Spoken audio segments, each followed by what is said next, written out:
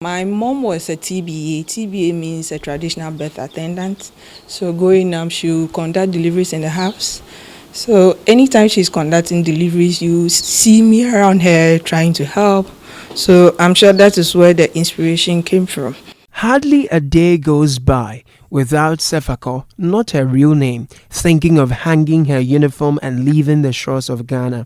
She's a midwife in one of the best tertiary hospitals in Ghana with the most sophisticated equipment. But the young professional who saw her mother serve as a traditional birth attendant believes working in Ghana is not worth it. Basically, I work like 14 or 15 days in a month. And the place is awesome. Work is okay, but like I said, the hassle is not worth the pay. 8, 9 months into the work, I wasn't so happy because salary delayed, and I had to manage my way throughout. Salary wise, nursing in Ghana is a mystery. Currently, after every deductions, I think I get like 2,400 a month. Rent to take your salary, transportation, food. So basically the 2,400, and it's the same money I'm using to pay my fees. For Sefako, it's not only about the money, it's something inside. And it's so strong. It's not all about money, but at least change of environment, opportunities are outside the countries, a lot of them. So it's not just about the money, it's about at least the comfort, change of environment, diversity in culture. I think those few will do for me. Ghana here, people have a very bad perception about nurses. One, is that nurses are prostitutes. Two, they are rude to their patient. But I think at the end of the day, we try as much as possible to help them. Last year, November, we had a team from UK, Bridge. They came to train us on a lot of midwifery staffs. When you compare the people who come to train you to the people here, tell me about it. So I realized that we are not proactive as nurses, midwives, doctors, like the health sector in general, we are not proactive. It's more of like try and error. But when you listen to them through their presentation, you realize that when Bridge from UK, you realize that they are nurses, midwives, doctors, everybody is proactive. For a single young lady without a family, she believes now is the time to make the decision, and she's saving towards it.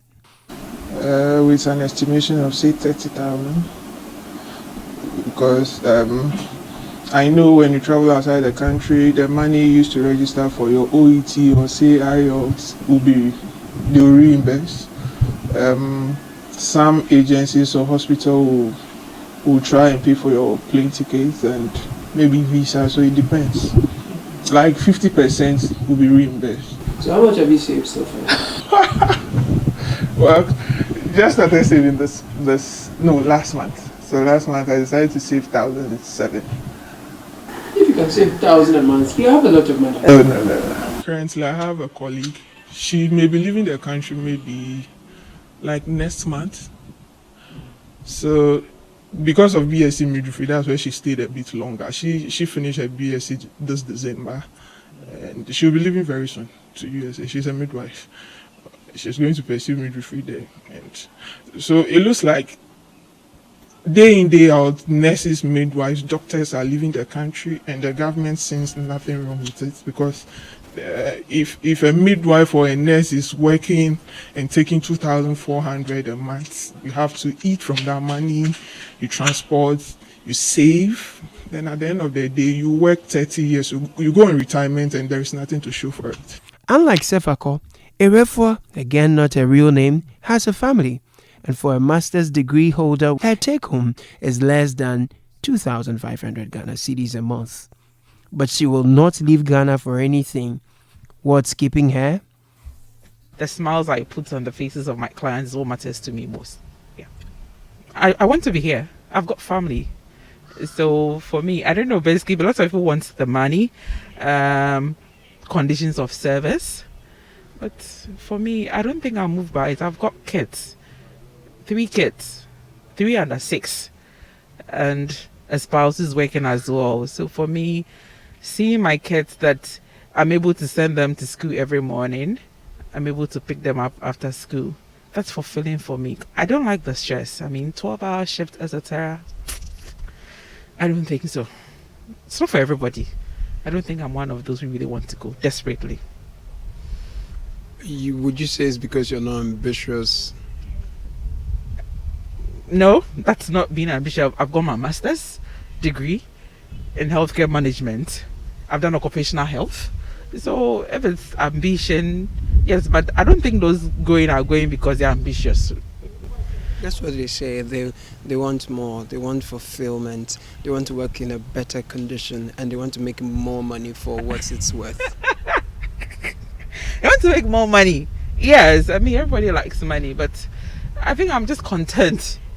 I mean, I'm not really a die-hard fan of going to work outside. I don't think I can stand the stress. If I'm actually here because of the pay, then I'll be a liar. But I chose my family.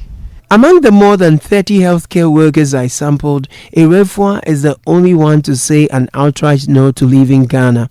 Even then, she won't hesitate to encourage others to leave if they asked for her opinion. People have priorities. Most of them think it's greener pastures. It's better out there than here. Of course, you have the money, you have the services. Even in terms of health, if you're a health professional here and then you are sick, I don't think they'll pay for everything. You practically have to pay for it yourself. Do you have insurance as health practitioner? Definitely not. We do not. We don't have. So what's your National safety health net? insurance. It's the Ghana Health, though. Well, we live by the grace. Grace is keeping us, honestly. Is the grass always greener outside?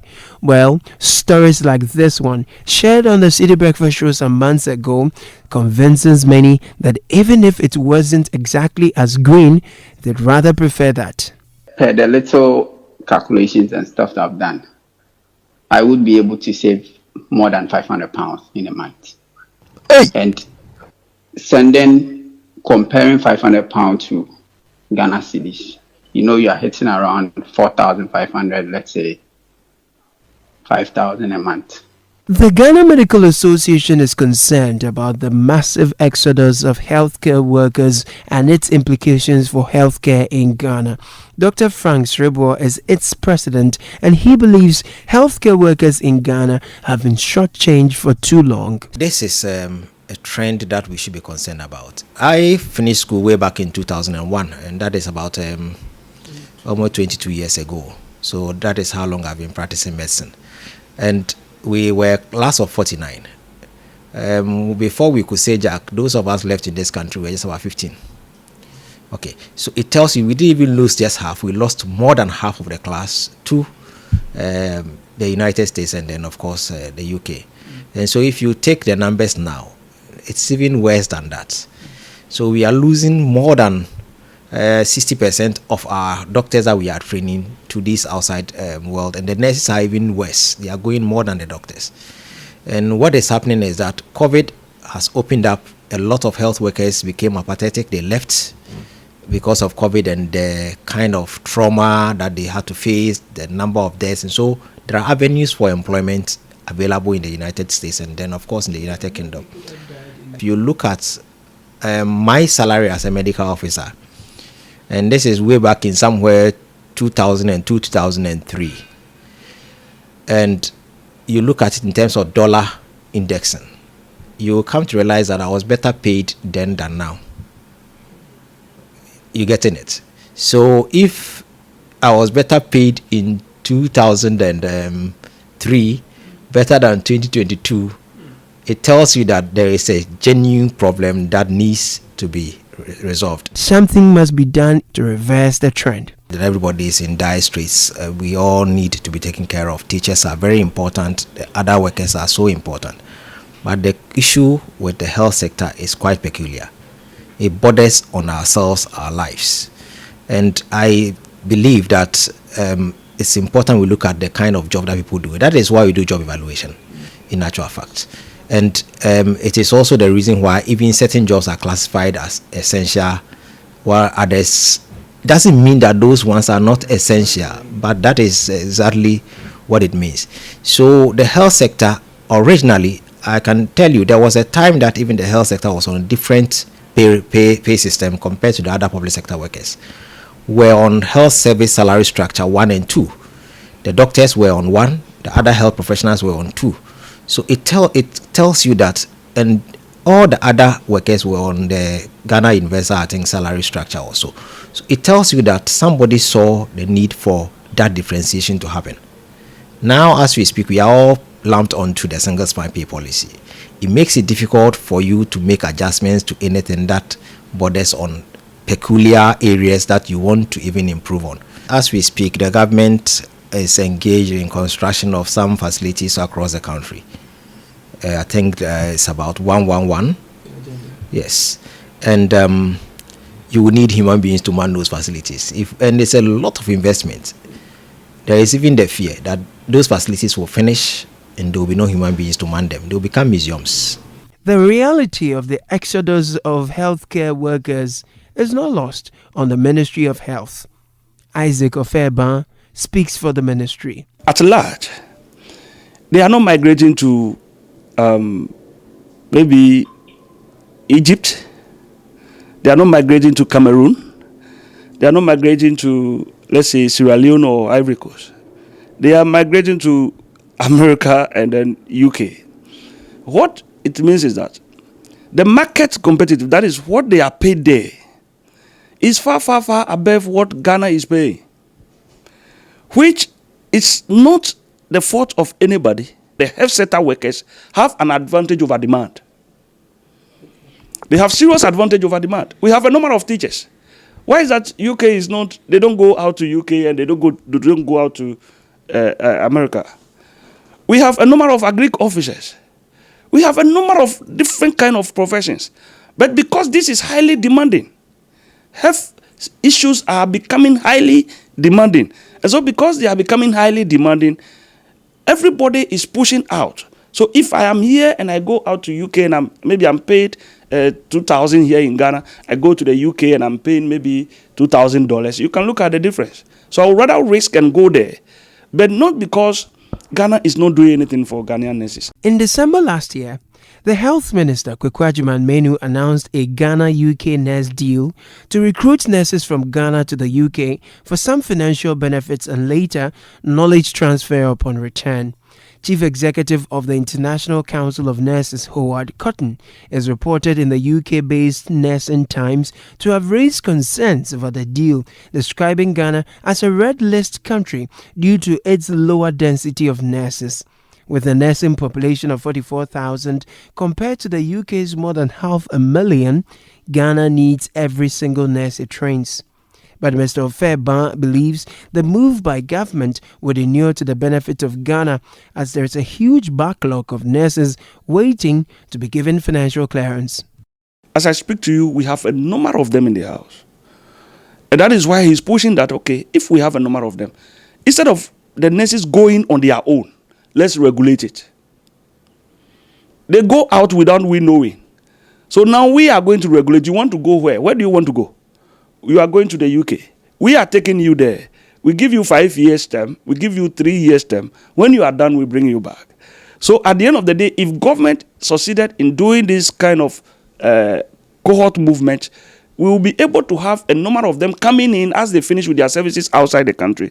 Then they come in to come and augment into our skill gap and all those things. So that is one of the policies that the government is putting in place. The other thing is for government to make sure that the Honorable Minister is ensuring that we get clearance to be able to recruit the batches of nurses that are already in the house. We are begging him, Nana. We are begging him to should do something about this. Some of us, we don't know where to go. Please, and please, we are begging you. Abba, 3 years in the house. What to put in the pot and eat is difficult. It doesn't look like we are Ghanaians. It doesn't look like we are the future. 3 years.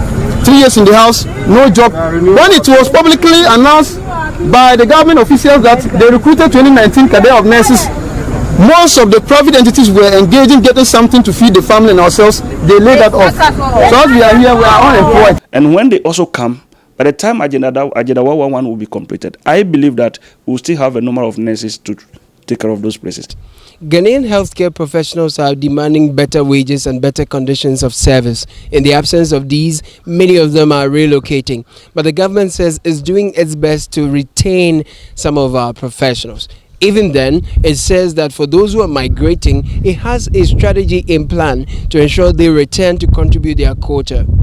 For Citi News, I am Caleb Kuda.